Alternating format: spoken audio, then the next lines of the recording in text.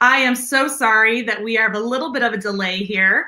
One of our guests, which should be joining us, she may even just like pop on the screen as I'm doing this here. One of our guests thought we were starting in a little later than we were because I mixed up the time zones. So, but we're here now.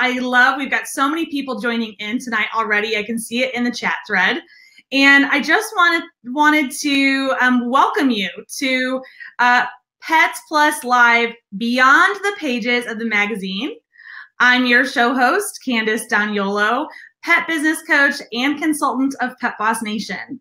I am a former pet boutique owner and a current doggy daycare owner, and I write regularly for Pets Plus.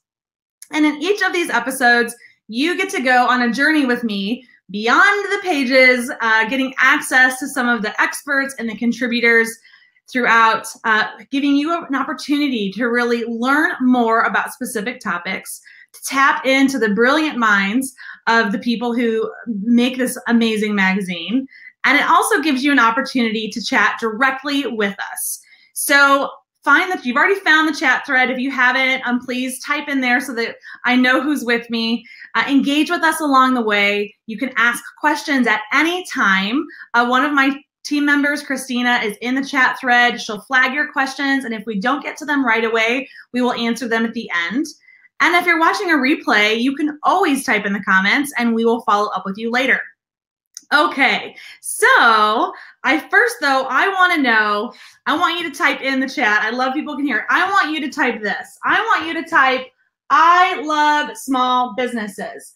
I love small businesses. Type it. If you believe in it, and type it. Doing this for two reasons. One, so I know that you can hear me, but also because I want to know that I'm with my people. I want to know that I've got the people with me who truly believe in small business, believe in independent businesses, and want to help make us stronger. Oh my God, I love it. Brittany, James, Slippa, awesome. So, supporting small businesses is one of the best, one of my favorite things to do, and one of the things that I'm the most passionate about. It looks like Maggie, actually, one of our small businesses, is joining in right now. I love that she was able to tune in and join us. Maggie, I'll be able to get you on camera shortly. I love small businesses so much, and it's exactly why Pets Plus Magazine and I work together, and we've become a team. I help small businesses and independent brands, independent retailers move from their passion for pets to a profitable pet boss at Pet Boss Nation. And we do that through our signature program called the Pet Boss Club. Our enrollment to the Pet Boss Club is going to be opening again June 18th, so not too far from now. I know we've got some of our club members who are tuned in tonight. I see a lot of familiar names, and I know that I can speak for them as well when I say that we hope that you join us in the Pet Boss Club when enrollment opens again, because what we do there helps support our independent boutiques and stores and brands. And I want to tell you a little bit more about Pets Plus. What's exciting and what we're talking about tonight is the latest issue. This is the May issue, completely full of essential business building resources for pet boutiques, pet stores, grooming salons. I mean, anywhere. If you work in the pet industry and you help consumers, this is one of the best magazines. Actually, it's the best magazine. We'll say that. And to get your free subscription for the magazine, you can go to petsplusmag.com and get your free printed copy to you. And you can also get a digital version sent to you via email. They will be at Super Zoo, as well as I will be too. Super Zoo will be here before we know it. It's in 2 months, a little under 2 months, June 26th to the 28th. In Las Vegas. We hope that you can come by and absolutely stop by their booth, because then you truly get to meet the people who are behind the scenes of this magazine. Totally. So this issue doesn't disappoint. I want to point out a couple neat things. We have one of my favorite things I like to check out is the manager to-do list. I mean, you're going to learn a lot there about how to run your business and the things you should be staying on top of. The manager to-do list, as well as the featured article. And in this issue, it's about event planning. And then I also always love to check out the coolest store. And the coolest store that's featured in these magazines also gets to talk to me once a month, or I guess I get to once a month. I talk to the coolest store, and we're going to be actually interviewing Sherry Deshane from Woof Woof Pet Boutique and Biscuit Bar next Wednesday. So May 16th at 8 p.m. Eastern, I'll be talking to Sherry. So we'll put a link. I have a link here. I'm going to throw the link in the chat. And I don't want you to click on these links right now, though, because if you click on it right now, you may get out of this whole show, and we don't want to lose you. So just copy it and paste it in a new tab, save it for later. But there's a link to register for next week's Pets Plus Live Beyond the Pages. So tonight, though, in this episode, we are going to be catching up with Sal and Jamie Salafia. If I pronounced that right, Salafia. I probably pronounced it wrong. We're going to get to them in a second. I'm going to let them pronounce it. Everybody messes up my last name all the time. Dagnolo, D'Angelo, it happens. We're talking to Sal and Jamie, the duo of exotic pet birds in Webster, New York, as well as Maggie Victory of The Whole Pet in Fort Smith, Arkansas. Why are we talking to these amazing pet bosses? Well, it's because they participated in a segment called Real Deal. Now, that's another segment inside the magazine, and Real Deal is at the end always. Here's kind of a quick snapshot of the article. The Real Deal is a fictional scenario that is designed to read like a real life business event. And the businesses and the people that are used in the story should not be confused with actual pet businesses and real people. They're just a fictional situation. And if you're part of the Pets Plus list to get bulletins, their email bulletins, you will hear about when you can give feedback on a real deal scenario. So both Maggie and Sal, as well as many other pet professionals, filled out information and submitted their opinions to this real deal scenario.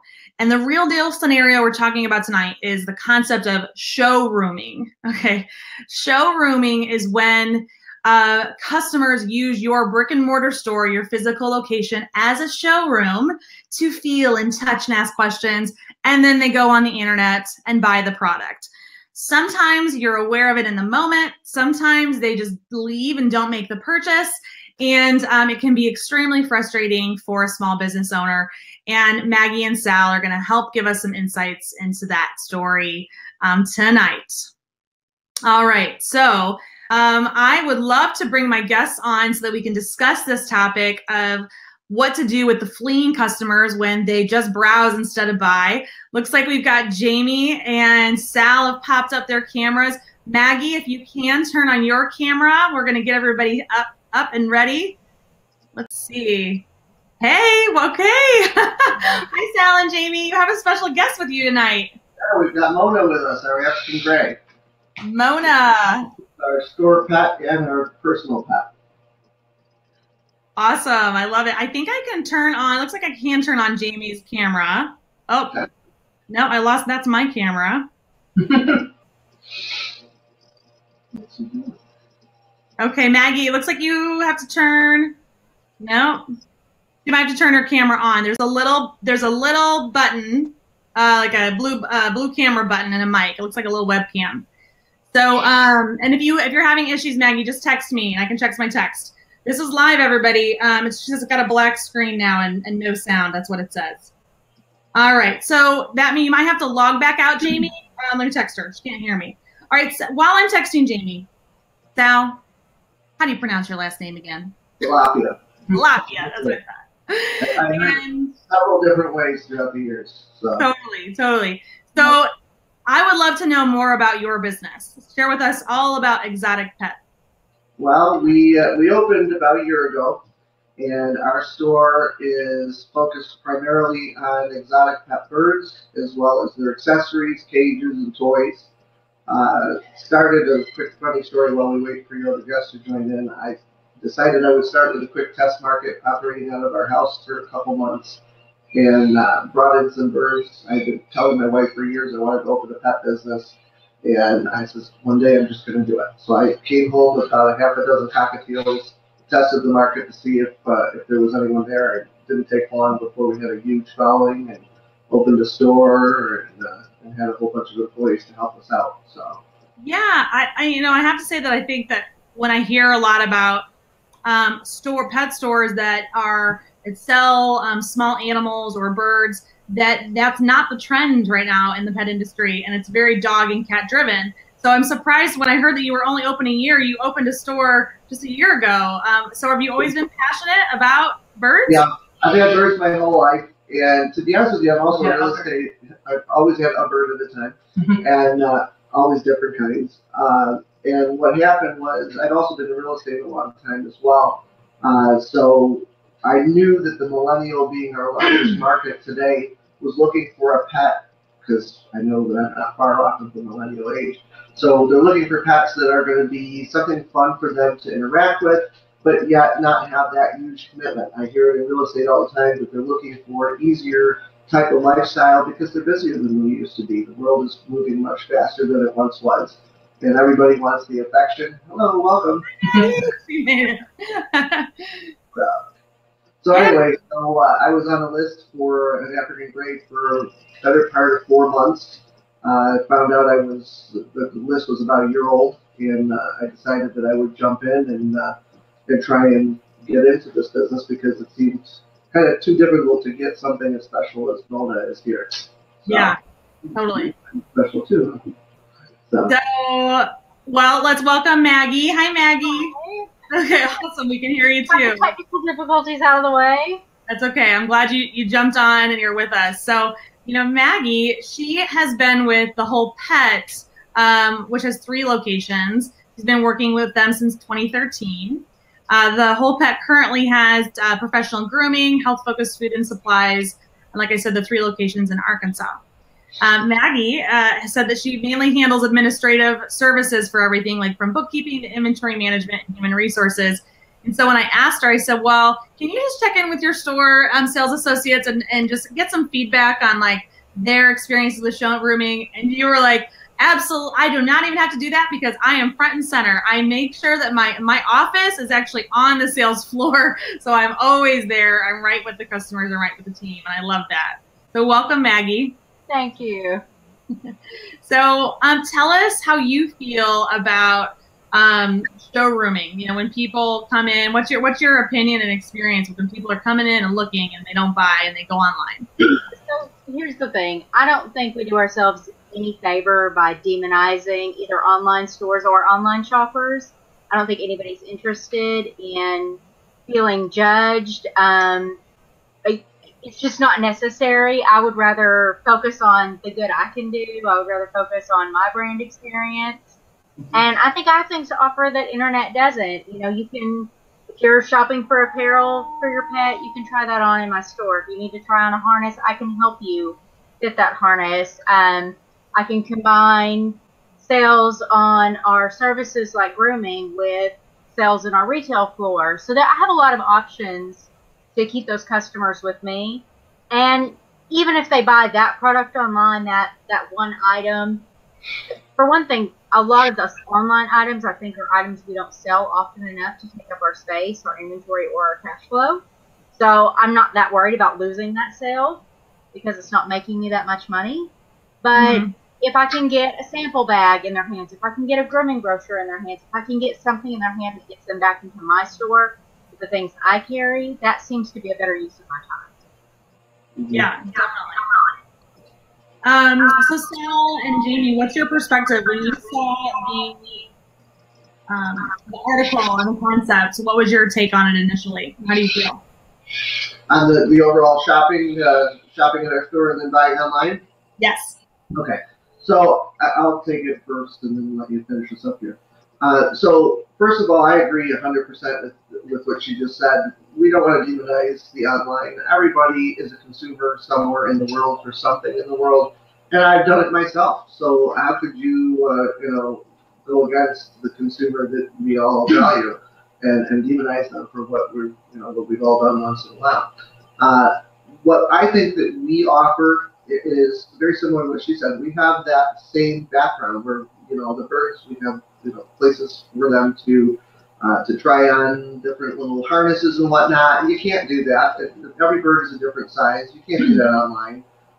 We also, I always tell people, we have the livestock. You're not going to go online and click for $19.95 that you're going to buy a budgie. But you're going to need to go to a store and meet someone and socialize with that animal. And once they're in that store, I think it's also our responsibility to make sure that we give them the best value so they don't need to go online. You got to try and make little cuts here and there so that the consumer realizes that you're the only place they need to go.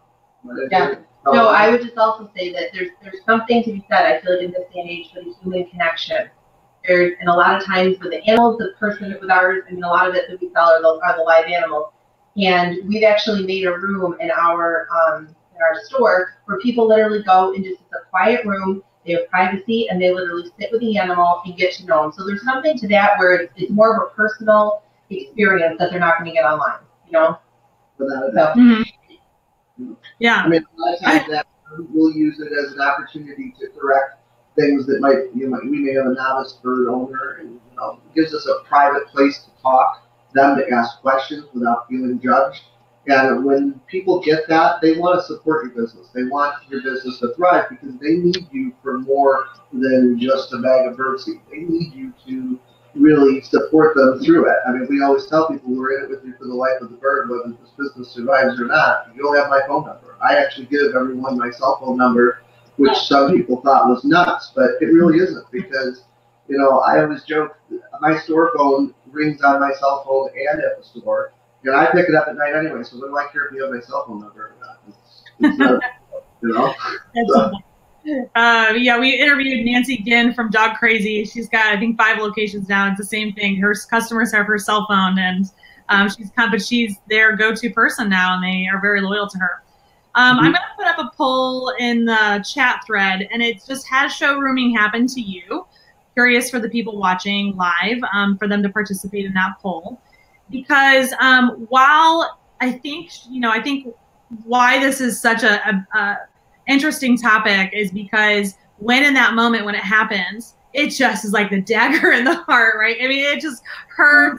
Nobody likes it. It's not a good feeling after you've done so much for them in different directions. We all do so much as small business owners, and there's so much love and care that goes into the business, and there's not a lot of margin, and the internet isn't going anywhere, and the big boxes aren't going anywhere. But, statistically, people are still shopping in brick and mortar, and especially in pet and in grocery. So we still do have the advantage. But it's about overcoming the situations when they happen and not letting it bother us. We're going to, on this on the chat today, I definitely want to get your perspective on what to do in the moment when that happens. But then also we're going to talk about some ideas to set ourselves up for success, so that we can not sweat that kind of stuff either, right? But before I get to that, I just want to talk about this article a little bit and the situation here, because I think you both brought up really good points. So first, I want to just kind of recap real quick about the article, and then I'm going to read what you both wrote because it's not real long. But the scenario is basically that, there's a customer or family that's going in to buy a small animal. They're thinking about getting a small animal or a fish, sorry. And they want to buy, they're asking about the aquarium or what they need for the aquarium. And while the store owner is like helping the kid and answering questions, and the kid seems like so excited. The kid is like ready to buy, if it was his money and his decision, he would buy right then. And then the dad starts looking at his phone.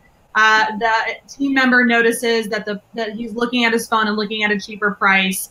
The husband whispers to the wife, and then the wife is basically like, I think we're going to just go, we'll go buy it online, and then we'll come back when we need the fish. And in that scenario, like how, the what would you do scenario, Sal, I'm going to start with you. You wrote that if you were in Laura's shoes, you'd approach it from more of like a display approach from the beginning. From the beginning. You'd have all your equipment out on the floor, no marketing on the boxes at all, so that the people really don't know what they're buying at that point. And you'd price it as a system. I love that. You price it as a system to include the fish and gravel and kind of like everything that they would need. That way they can't really price match you. You come up with a package instead of individual systems. I love that. It's so smart. Tell us. And we do that all the time. I package all the time because, number one, it gives the value to the consumer, okay? And number two, when I said the thing about the keeping it from a, how did I word it? Something to do with the display point of view. People come to us because they know that we specialize in birds. They know that we are partnered with companies that are our quality partner as far as cage vendors and food vendors and all the other stuff that we do. So they came here because they know that they're going to get the quality they're looking for. Otherwise, they would have ended up in a big box where it would have been very difficult to get a hold of someone to talk to. So what we look at it is, I expect the same amount of trust that I give them in my store that they give back to me. So they don't need to read what the label of the box is. They need to know that we're going to package a deal where I'm going to respect them and we're going to give them an overall fantastic price. And remember, as a small business owner, like I keep going back to, many of our brick and mortar stores, we have one advantage that the internet will never have. We have the pets. We're raising these animals for them. 90% of these stores, or whatever the percentage is that are doing these, we're raising these animals. We're making the commitment to socializing animals and paying vet bills if anyone's down on their luck for the day or whatever. And there's a fair amount of fairness that has to be given back to the brick and mortar for that commitment and to the staff that support all these animals so that we can all have that. So, I look at it from that story, and I thought, this is a no-brainer. You have the control of what the cost of the animal is. You can lower the price of the cage just by dropping everything down just enough so that you can still have the profit you need to make, and the consumer wins, Mm-hmm. So a lot of times the livestock makes the difference if they need that full package that you can deliver the best deal, better than anything we could have found online. It also makes them feel taken care of, like you care and you're looking out for them and you want to help them, and really I think that makes a huge difference. Without a doubt. I mean, that's what our whole foundation of this company has been, to give back to the consumer, to give them a shopping experience that is very personal, and that the quality of everything we hand select. I mean, because again, let's face it, as a brick and mortar, we have to buy more than one cage. When we buy something, we're buying in quantity, so we don't want it to stay forever either. So we may as well give incentive to let it go out the door, even if we have to take a hit on it. Yeah. I love it. Okay, now Maggie, you said that you believe the best chance to compete is to keep your inventory lean, carrying what actually sells and skipping what doesn't. Mm-hmm. I'm a firm believer in that, and also if your bird has his own podcast, I want to know. I'm watching it. Do you love this bird? I mean, he's a star. She has conversations with herself. Yeah. I know. She wakes us up every morning by talking to herself, really. She has the greatest conversations with herself. Sorry, go ahead.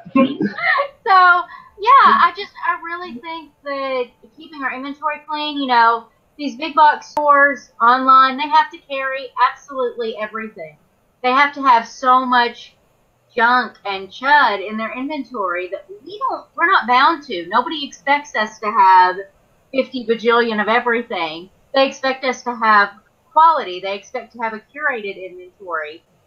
That curated inventory saves them time if you've chosen your inventory carefully. Like he was saying, you go ahead and buy those products that are of value to your customer, and they don't see it as not a big selection. They see it as you've gotten rid of the junk. And this also saves us on our cash flow. We don't have to tie up that cash flow with things that, like I said, get dusted more often than they get sold. I don't need that stuff. I don't need it. So I just consider that a benefit of small business rather than a problem that we have. Right. And so finding those unique products that are maybe not readily available in your area, or working with the small independent brands. I've said this before on previous, probably Pets Plus lives or other trainings that I do, but we all want our customers to shop with us, the small businesses, and we also as a retailer need to support the small businesses instead of going with a bunch of the bigger brands that would maybe have the bigger advertising dollars to bring people to us, you know, or something like that. So it's important for everybody to support each other. Okay, I love that we were able to chat about that. Now, do either of you have a specific story that's happened to you that you would want to share and how you kind of overcame it? Yeah. We had one. Well, really, it wasn't as much of well, it was kind of showrooming, seeing what we had, using our knowledge, and going to another store and calling us and say, by the way, we're going to go to this other place to purchase, and we ended up to gain the customer. We ended up price matching in order to, because we had worked so long with them. It wasn't us; it was one of our employees. Had worked so long with them and worked so hard, and we really wanted her to have that. So we ended up matching, and we've gained them as a customer now, and they're recommending us to people. So sometimes I feel like with that, you almost have to take a little bit of a hit, because, and we see this in real estate too, you never know what's going to happen down the road.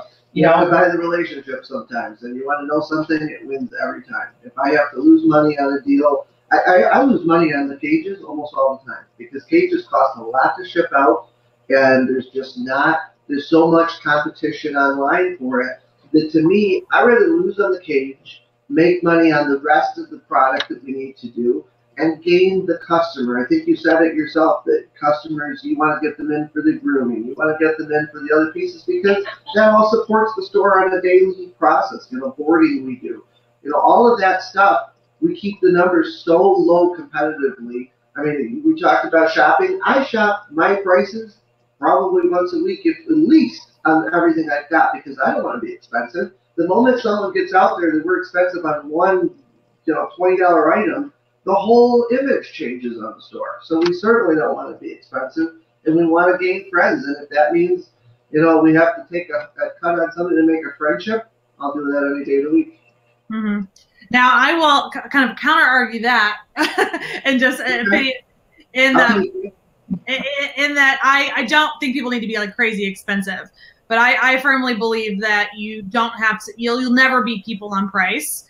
You'll never be the cheapest of anything ever anywhere. So it's very important. So we tell our clients is to really price your products as you need to sell them.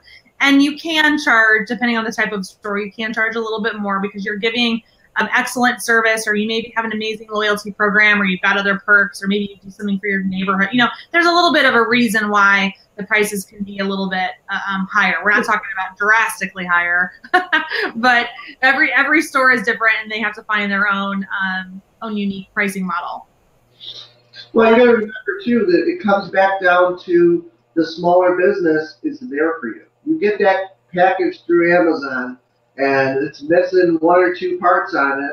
Good luck trying to get it next week. I'll call the vendor. I'll get them on the phone. I'll take it out of one of my other boxes and get it later on in the week, if that makes the customer happy. And that's what we do on a daily basis here.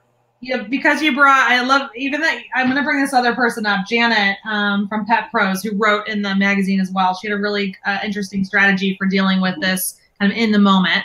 And because you brought up like even just returning it or exchanging it with Amazon or whoever the supplier is, that whole process can sometimes be difficult and challenging. Even though they make it as easy as possible, it's like, I don't know, for me, it's not as easy as getting in my car and going to the store.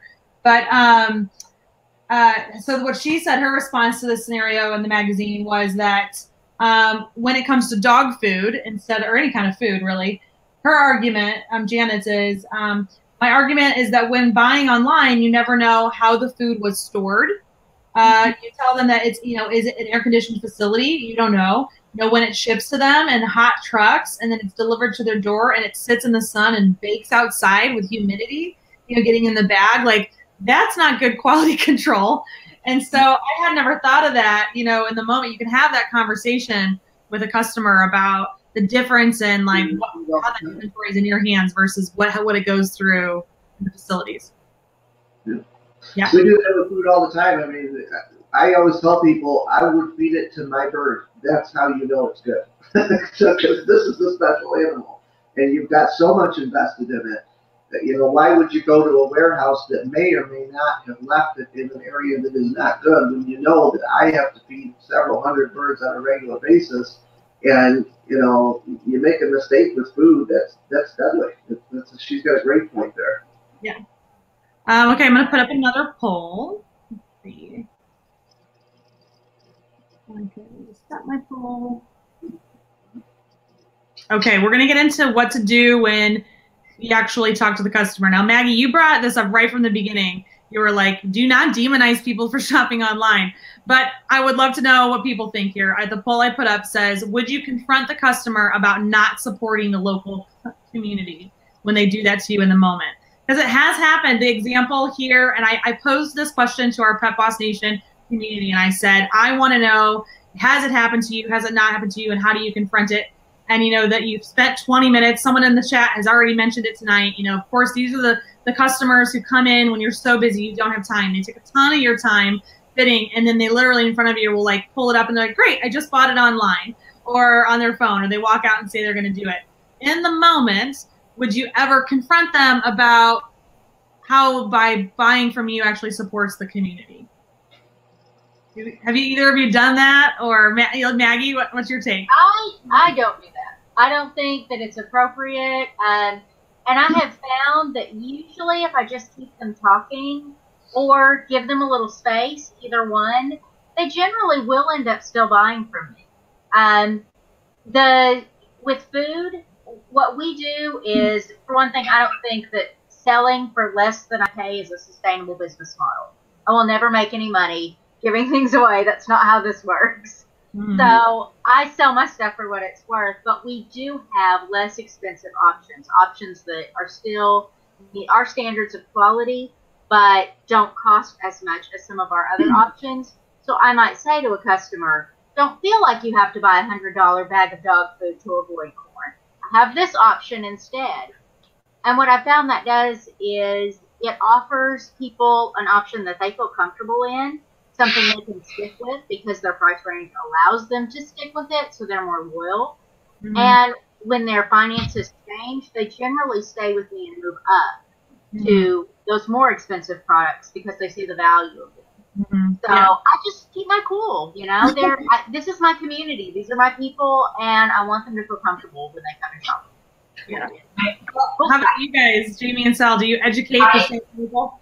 No, I agree completely. I always want to leave a customer with a good impression because, yes, they may have shopped this item online. Maybe they're going to buy that online. But what about the next item that they come in and maybe they give you another chance, and maybe next time they buy from you, if you kind of not harass them, but if you say something to them, they may be more likely, you know what, I don't think I'm going to go there again. They may be feeling comfortable. I agree that you always want people to feel comfortable. It's all about making friends in this business, and you can't make a friend when you're trying to make someone feel guilty. And you can't make everybody happy, and you can't make everybody that comes in be a buyer. I mean, it's just the nature of the beast. That's how I parent. That's not how I work. It wouldn't work on me, and that's what I a lot of times go back to too. Is what would work on me. What works on me is just keep the product going, keep talking about it, keep educating. By the time you're done with them, a lot of times the customer's going to look and go, why would I buy this anywhere else? I need these people in my life. I can't have them go out. They know that they're hurting us if they just buy from someplace else after they've taken hours of time learning. Mm-hmm. You know? So that's why I think it's a rarer thing than, unfortunately, I think it's a rarer thing than we think. So. Yeah, I love it. Well, we've got a couple comments on the things we've been talking about here. James has mentioned, James Brennan, he said that he donates a portion of his profits directly to the local animal shelters, and he likes to promote that when customers are shopping. In general, when customers are, well, probably shopping, but when they're considering to buy it online, he does mention that. And in my old store too, when people would try to price match or would like kind of maybe gawk that our food was a couple dollars more than buying it at big box, I always said, well, yeah, but we've got a frequent buyer program that we track for you, and we have a loyalty program, and we have a I just kind of would keep saying yes, and instead of no, don't do that, or it was more like yes, we have this, and yes, and I can do this for you. And I think that's kind of a similar take you could take when people, even when they buy on the phone, you could just kind of be like, okay, well, I was so happy to help fit you with that. Have you also thought about needing an ID tag, or like you could just like you said, Maggie, continue the conversation, and maybe by the time you're just like releasing that anger of the like going to buy it online, you've now moved them, won them over again as a friend, and then they decide at the register that they'll just go ahead and buy it from you. loyalty too. I feel like when you've shared so much knowledge with them, they're kind of like, well, I kind of, after you've shared all this and after you've been speaking to me, after you've spent so much time with me, sometimes they almost feel like they owe it to you to, I feel like, give you the business because you took all that time with them and we're, kind to them and educated them. To touch on fine line between it was James that offered the idea about the donation. We actually just joined in with a company called Mucello, and what they do is we're going to be giving a bag of food for every bag purchased. Well, people like to give back, and the way that, because I was involved on that, what was decided is that they're going to give, they're going to give back to the community without raising prices. Well, that's huge because everybody knows that the community could always use more help. There are shelters out there that need help. A lot of times pet stores are demonized because they have these animals, and what about all these animals that need help? Well, you know what? I believe you should give back the way you can, and that's one way that we're going to give back is by carrying strictly this food line that will give back a percentage to everything. And every customer we've been telling about it is excited because it's like, wow, that's awesome, because what we're telling people is your purchase matters. Your purchase is going to give back without you doing anything. All you're doing is feeding your bird, and you're going to give back to a bird that needs it. So his point is a phenomenal one. The other thing is, someone up there was mentioning, because I was reading the comments, about the warehouse and not knowing where the distribution was. I'm involved in that food product enough so that as an owner, I want to know where it's coming from, and we're visiting out there, making sure that what we're going to sell is something that is good quality stuff, so we can put our name on it confidently. Mm-hmm. Yeah, for sure. Okay, lots of good questions. So, before we get to Sue's question, though, I love kind of what Terry's brought up, and also Holly earlier during the poll about educating about shopping local. And Holly says she's done it, but only when they're really rude about it, about shopping online. And then what Terry's bringing up too, she says, I might ask the customer in a very nice way, did we do something wrong? When you lose the purchase, to just get the conversation going and try to get some feedback. I mean, I think that can work for me, Terry. I don't know. Maybe I'd be able to do that, and I'm not sure if any of my team. I don't know if that almost for me is that does open up the conflict place. Yeah, I would love to hear. Terrifying. I would never. That would be terrifying too. Terry, I would love you if you can type a little bit more in the thread about how it's worked well for you or not, like what the typical response is. I mean, it definitely opens up an opportunity to have a conversation. And I guess it probably just depends on the customer for sure. But Terry, I'd love to hear more about how those experiences go for you. Okay, and then Sue has a great question. How does everyone handle phone calls asking for your prices? Do you give it? Now, I'd love also, she's not just asking us, I think here, we've got a lot of people watching tonight. So if you guys want to chime in the thread as well on that, because, that's happened to all of us. So Maggie, what do you do in that scenario? Well, the very first thing that I'll let them know is I have this food and we do participate in their frequent buyer program. And then I'll tell them our price. Because I feel like that, nearly all of our foods have a buy 12, get 1 free. And I think that makes a huge difference to the bottom line of how much the food costs. Mm-hmm. So I just take the opportunity to go ahead and let them know what I'm offering them. I'm not going to spend too much time on the phone. I may say we carry the full line of origin, and that's as far as I'm going to go. If they're asking for a specific protein, yes, I have it. No, I don't. I'm not going to go over to my shelf and give them all 6 of the proteins that I carry because we have so many hours in a day. But I go ahead and give it to them. They want the information from me, and I need them to come in my store. And so yeah. And Sal, how about you guys? Can I take this in position? All right, so what I do a lot of times when they call, 9 out of 10 for us is because they're calling for the bird. And what I do is I take the moment to make the friendship, and I educate them before I give them the answer. Because I want them to know that you can buy a bird that has been tested for the different diseases out there, that has been tested to tell you if it's a male or female. And then I explain to them that the socialization program, how our socialization program goes. And by the way, this is the price. because a lot of times what we're selling is live animals, and to me, it's more important. I do a lot of probing with them on the phone, so I ask them questions. What have you had this kind of bird? What would you do if you had this kind of bird? Where do you live? Learn a little bit about your customer, and by the time you're done, price is secondary, because ultimately they don't care about the price. They care about ending up with something that's going to be a companion for them, and then of course the products go along with it. We do the same thing with grooming. Yeah, very similar, letting them know that the value comes from the fact that our groomers are trained through an apprenticeship, and these are professional girls, and anybody can pick up a pair of clippers and call themselves a groomer. You really, if you've got them on the phone, you need to drive home the value of what you're offering. And the education in our staff that we spend. I spend a lot of money sending everyone to the online courses to learn about avian care from the egg all the way up. So you got to figure there's value there. Let's take a minute and teach them what we know. I tell that to the staff all the time. Yeah, definitely. Yeah, I mean, anytime you have an opportunity, whether it's on the phone or not, I know sometimes we don't have a lot of time when there's customers waiting there, but any opportunity you have to develop that relationship and get to know the customer is always a good one. You know, and in that scenario too, if they're on the phone, you can even get their name and number and offer to call them back, you know, if you are busy. That way you can find out like why they're choosing that food. And then maybe once you're, like to your point, asking more questions, you can find out more, give them other tips and ideas of like products you sell, whether it's enzymes or other, you know, any kind of remedies to help with the situation of why they might be on that food, or if they're truly just price matching. You can even then, if you want to get the customer, you can let them know that you're going to leave a few free samples for their, you know, with their name on it, kind of like behind the register for them if they want to come in, and that will then at least get them into your business. Because if they're really, I don't know, I feel like that's one last effort to try to get them to feel welcome and that you're waiting for them. Okay, so we have another question here. Holly's curious your thoughts on customers who repeatedly showroom you. Have you ever had?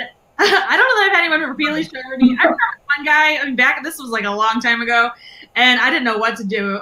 But I mean, I guess I finally like stood up to him. But he that we were running an ad in the Yellow Pages. Like this is the old Yellow in the Yellow Pages. There was an ad for bully sticks, and he owned a big apartment complex. And there were a bunch of phone books that would always just get left in the doorway of the apartment complex. And he constantly came in with these Yellow Pages coupons. And we were like, how is he getting all these coupons? This is like in 2002. It was before any automated, you know, I feel there wasn't any loyalty programs. And I'm sure there was a POS system that could have handled it. But we were pretty small back then. But, oh, it drove me crazy. But so it just made me think of that. Like, how do you, the repeated customer who is maybe pissing you off, what do you do in that instance? You want me to take this one? Sure. All right. I love them because, number one, we consider them a fun challenge in the store, and it's a great way to shape my sales team.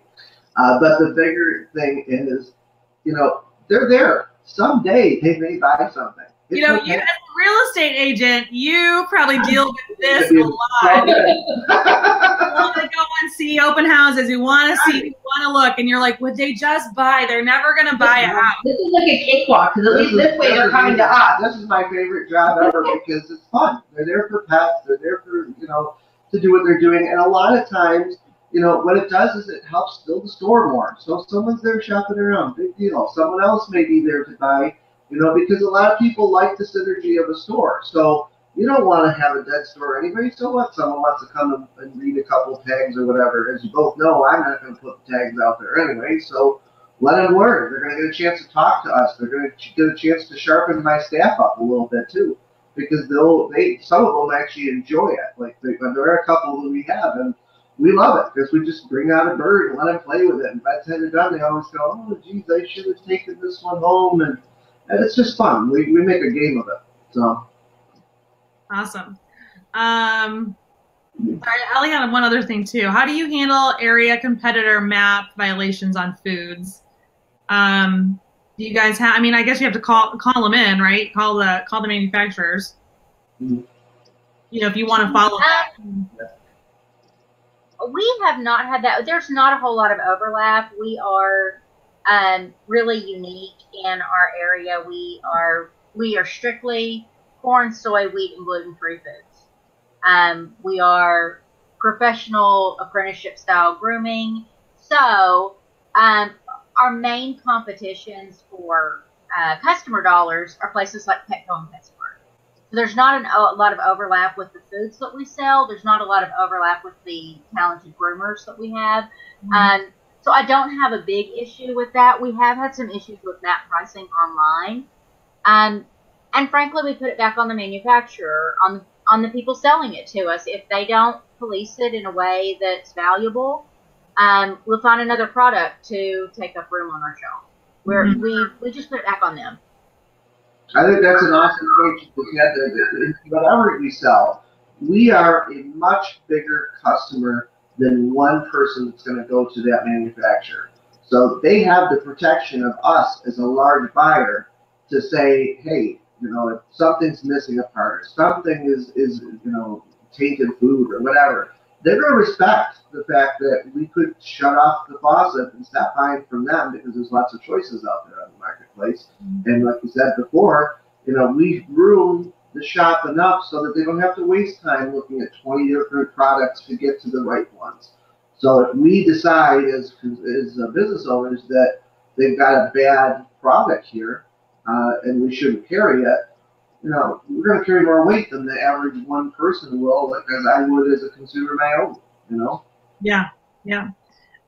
Okay, so we've talked a lot about how to handle the situation. Sounds like I think we've given some really good advice on that.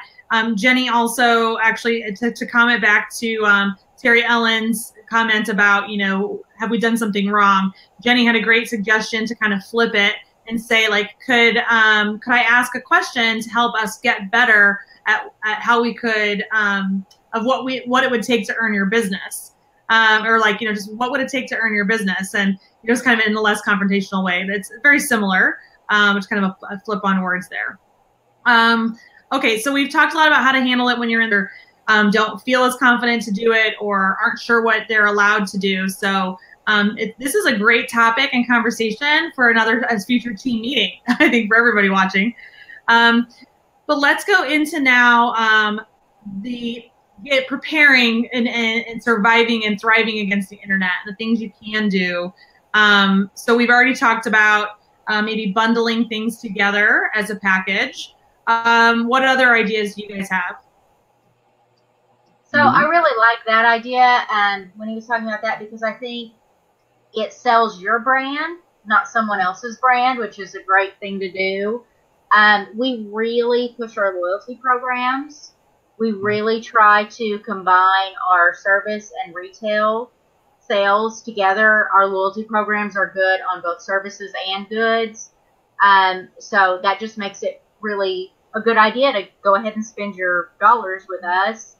Have you done private label? Have you guys done private label at all? Yeah. We have not, but we do have, for instance, like our treat bar. It's all, we take it out of the packaging that it comes in and we put it in. We've done like stainless steel and baskets, very, kind of earthy looking. So this is the treats we buy from Whole Pet. These are not such and such brands treats. These are, the U.S. source treats from Whole Pet, period. And that's what they see, and that's what they're shopping for. Yeah. And I think that works well. Mm-hmm. How about you, Sal and Jamie? Do you private label? Yeah, we do. We do. We feel it gives them, I think the nice thing about our store is we don't like it to feel like it's a bird pet store. We like it to feel like you come in and it's comfortable and it's like a boutique, really. I mean, you've got the living room where you sit with your bird. You've got the couple aviaries. You've got in the nursery, and it works well for us because they feel like they're getting something that they wouldn't find anywhere else. When I designed the store, I designed it to make it feel like it was a breeder's house. And my favorite compliment that no one realizes that they make is after they're done purchasing, they'll say to me, so I've had this happen many times, where they say, well, I came here because I didn't want to go to a pet store. And I laugh, and it's like, that's exactly what we are, but I think it's great that you think of us as so much more. So, We've also already talked about having unique merchandise. And the one thing I think we haven't necessarily touched on, but is building raving fans. Building people who become your tribe, who are your community, your customers, And that comes down to your customer policies. Like, is every policy you have in your business customer friendly? Is it geared towards them? Do you embrace them? Or do you get excited about your customers? Do you get excited about your community? And how do you cultivate influencers, right? That's a raving fan. A raving fan is an influencer who's going to influence other people to shop in your store. I think one of the things that's really important for us, and I know not everybody can do this because we are smalls, but like I said, having my station up front, that gives me the opportunity to work with more complicated questions. It gives the chance for the less experienced members of the staff to hear how I handle those questions so they can do that on their own next time. And just the time factor, if we get somebody that needs to talk, one of us can continue to ring people out and do that great, fast customer service while someone else is handling a question that needs a little more intensive care. So I think really having two people there is very valuable. It may not be something everybody can swing, but if you can at least do it during your busy times, I think you'll find that it definitely shows on your bottom line to help tremendously to have a tag team ability to help your customers. Mm-hmm. Yeah. I mean, we've contacted a local shelter that we're going to personally be donating some food to. Jamie spearheaded an online marketing that we do for Facebook where we give away something. Like we literally give something away and ask them to share it with their friends and tell their experiences. And it's fun because, you know, by the time you're done, you got a couple hundred people that recognize your store, that are local to your area, and their friends are telling them why this is a great place. Yeah. So it's pretty cool. Yeah, and I think our policies are very fair to the customer. I mean, we want to be fair to the customer, but again, we also don't want to be taken advantage of. So, you know, some of our policies are a little bit stricter. You know, and again, the rules can always be done, but, you know, I think they're pretty fair. But they're agreed to at the very beginning. Education of the customer goes from when you get into business with them from the very beginning, because that's what we're doing with our customers, going into business with them. So we go through a document with them for adoption, for example, of the birds, and we explain this is your commitment when you join into this with us, and we raise something for you. So. Mm-hmm. Okay, so we don't have a lot of time left. I would love to, anybody can write a question if they still have questions, and we'll get to those for sure. But as we wrap it up, I'd love to talk about either like a tip or your kind of like something you want to leave all of us in the pet industry with, or maybe a business resource that you have. You know, Maggie, you gave me a book that you're reading. I love that book. Everybody needs this book. If you're like a shy person, it is out of the ballpark. So helpful. Okay, I'll put the name of it and the author in the chat. But why don't you go talk about it here for a second? So it's The Introvert Entrepreneur by Beth Bulow, if I'm pronouncing that right. Yeah, I think so. We'll go with that. Okay. And you said that you marked a quote. We'll copy that too here. You marked it right away. You said that she gives great advice about conserving your energy and choosing your interactions carefully to serve your business without sacrificing your natural quiet nature. Exactly. I feel like that works really well because animal people tend not to be so much people. So for one thing, feel your confidence there because these are your people. You don't have to be nervous around them because they're just like you. They're probably more comfortable with their pet. And so you can feel safe with them. And that's a good attitude to have going in. That really helps me a lot not feel so shy or introverted. But the book is excellent. It really offers a lot of good information about how to just choose your interactions in a way that really benefits your business rather than spending them on those awful, I'm so sorry, Chamber of Commerce networking events that just are so cringy for people like me. You don't have to do those things, and that really got my attention. But I think the one thing that I would say, especially in the pet business, is bring your humanity with you. You know, don't run a business that you don't feel has integrity. Definitely, you know, there should be nothing in your store that you wouldn't give your own pet. And if you have integrity and you truly care about the animals and the relationship you're building, and helping people build a good relationship with their pets, you really can't fail. It's a win-win no matter what. I agree with Ann. You should buy that at a local bookstore, by the way. Yeah. So I know I love Mona's there, just like bopping and chewing on everybody's ears. Mona's killing it. Yeah, Mona's like, I'll put on a show here. I'll show you. Yeah, about now is when she starts having conversations with herself. Yeah, so we're good. Trying to get my hearing right now. And then let me just finish our side here, and then Jamie can finish it out too. I would leave with this: every seminar I've ever gone to in anything customer focused relations, it's what's in it for me. Every package I make, every sale I make, it's what's in it for them. Why do they want to come to us? And you have to ask yourself that question every single day. Every single thing that you try to do, attracting them, everything you do when you're interacting with them. Why do they want you? We tend to go with education because it's important to us. It's why we used to like shopping at certain stores, and it's what we want to emulate in our business as well. So what's in it for you is really the way that I would leave us here. Yeah, definitely. Not really. I think you said it all. Really.